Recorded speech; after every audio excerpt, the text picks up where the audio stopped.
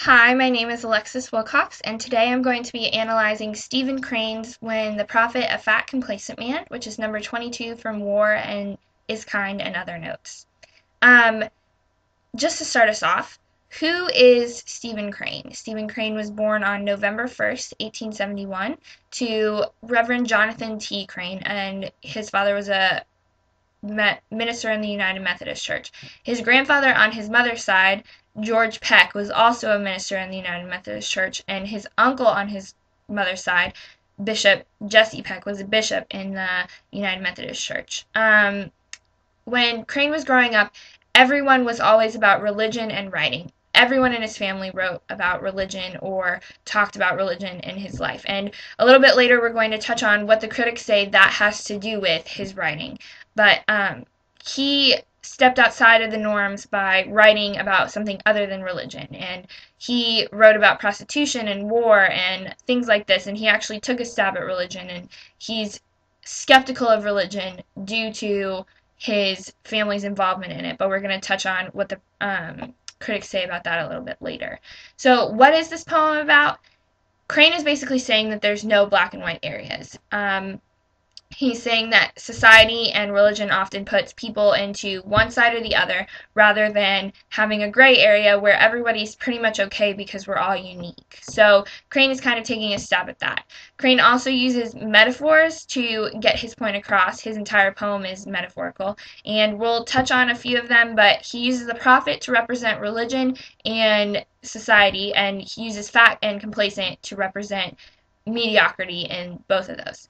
And we'll also touch on what the critics say. What is significant about this poem? Well, first of all, the metaphors are significant. And he uses prophet to represent a higher religious figure or a higher figure in society. And instead of having respect and awe for this person like people normally do as a prophet leads a people somewhere, he calls him fat and complacent, so he's mocking him and is basically saying that the prophet is mediocre and corrupt and he's not looking out for anyone other than himself. And so the prophet is going to the mountaintop to have an experience. So generally when we think about mountaintop experience it's a search for higher understanding.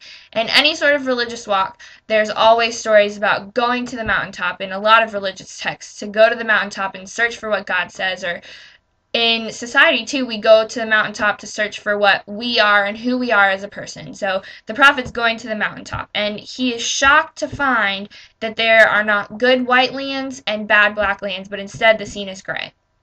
So Crane is just simply saying that religion thinks that there's going to be a black and a white. There's going to be a bad and a good. There's not going to be any middle ground.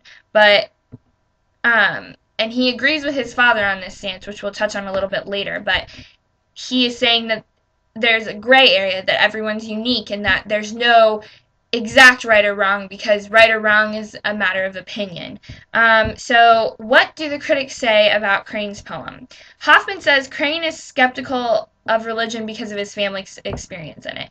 His uncle and his grandfather were very, very strict fire and brimstone Methodists. So they believed in you're going to hell if you're not saved. They believe in nothing more than just the power of God to smite you, basically.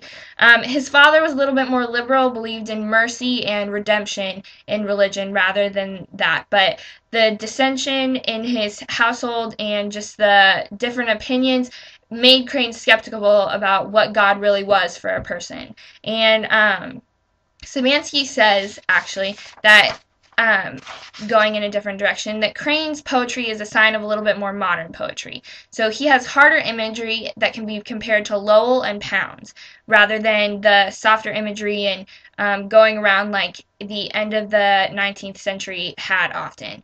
And Gillis says that Crane is actually not very experimental, like Szymanski said. Other than his free form, Crane is just talking about how it is, and compared to more modern poetry, that's not really a big deal. It's going towards a little bit more modern, but not really as experimental as others say it was.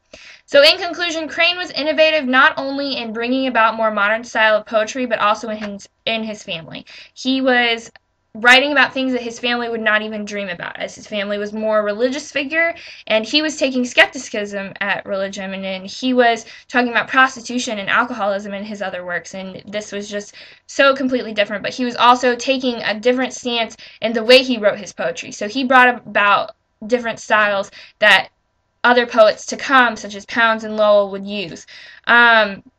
He also uses the metaphors in this poem to symbolize his disgust with his father's religion, and that's basically the bottom line. Crane is taking a skeptical stance on religion and a skeptical stance on what religion can mean to people, and that's basically what this poem is about. So I thank you for listening, and I hope you have a great day.